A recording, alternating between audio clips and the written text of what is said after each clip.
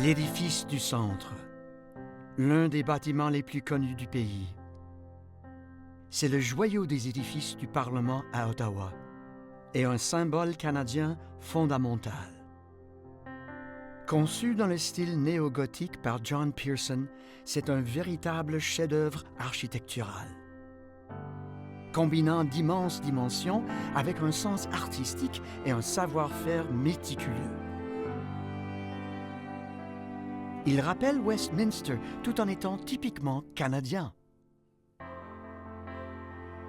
Abritant les deux chambres du Parlement, cet édifice est souvent considéré comme un symbole de la démocratie.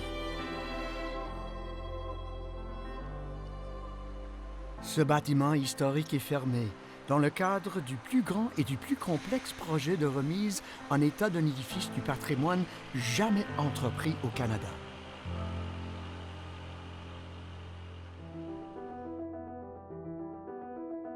Et cela comprend l'ajout de deux éléments ambitieux.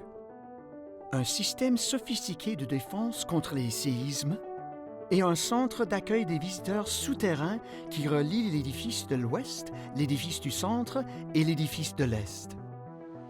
Pour ce faire, la pelouse de la colline du Parlement a été transformée en une vaste zone d'excavation. Je m'appelle Siavash Muhadjer. Je suis le directeur principal de la construction pour le programme de réhabilitation de l'édifice du Centre. Mon équipe est chargée de superviser les activités de construction sur le site. Nous supervisons nos entrepreneurs et notre directeur des travaux pour nous assurer que le projet est livré dans les délais et le budget imparti. Ce que vous voyez derrière moi abritera le futur centre d'accueil du Parlement.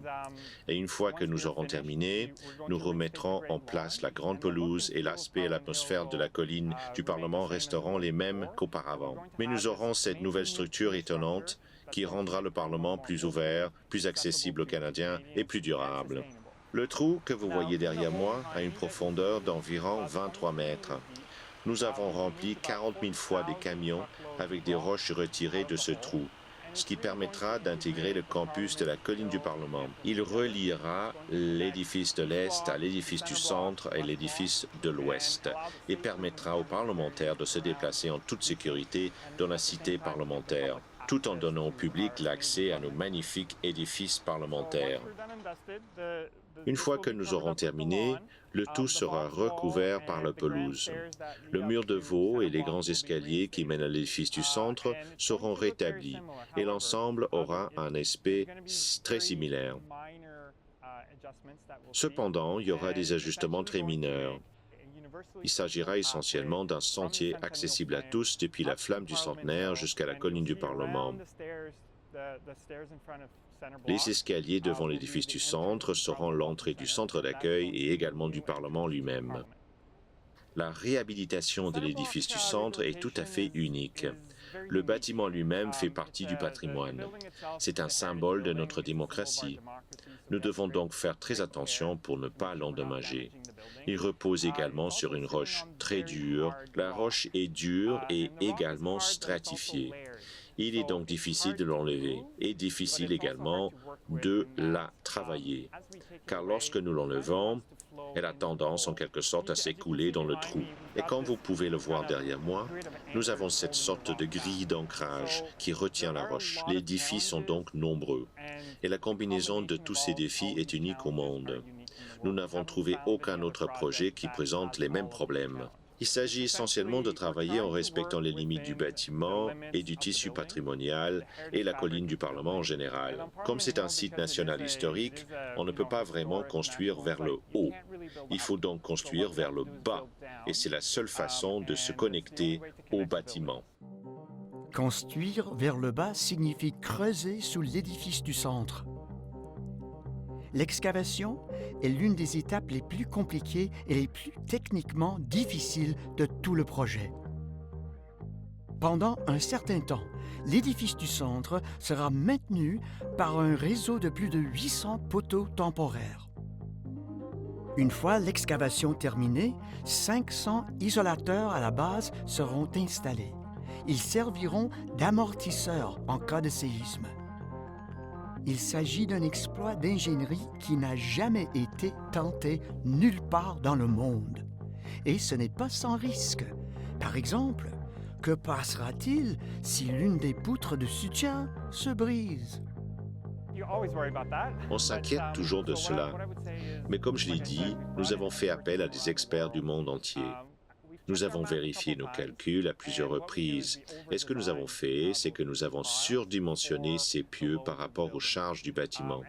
Et en fait, ils sont généralement regroupés par 4 pour soutenir une partie du bâtiment. Nous avons même prévu que si l'un des éléments du fort s'effondrait complètement, il continuerait à soutenir la structure. Au fur et à mesure que nous creuserons et enlèverons la roche, nous appuierons les pieux les uns contre les autres pour assurer la stabilité latérale. Et nous mettrons en place une surveillance pour nous assurer que nous pouvons identifier tout problème à venir et y remédier. Ce que je répondrai à cela, c'est que la conception a tenu compte de tout cela. Le projet de l'édifice du centre s'inscrit dans le cadre d'un plan et d'une vision à plus long terme visant à remettre en état et à moderniser l'ensemble de la cité parlementaire. Il y a environ 20 ans, nous avons commencé à faire ce que j'appelle le jeu des trônes. Nous avons commencé avec les petits aménagements, et puis nous avons entamé des projets plus importants pour finalement s'attaquer à l'édifice de l'Ouest et à l'édifice du Sénat du Canada. Et maintenant, nous sommes prêts pour la très grande bataille. Ce que nous essayons de faire, c'est de faire en sorte que le Parlement et le gouvernement puissent continuer à fonctionner pendant que nous effectuons ces grands travaux de réhabilitation. Cependant, une fois que nous aurons terminé et que le Parlement aura réintégré l'édifice du centre, nous pourrons fournir non seulement un bâtiment moderne pour les activités parlementaires, mais aussi pour le public canadien qui soit sûr, durable et accessible à tous. Je pense que c'est le moment idéal pour réunir tous ces éléments et les apporter à l'édifice du centre et faire de cet édifice un fleuron du gouvernement du Canada et de tous les Canadiens.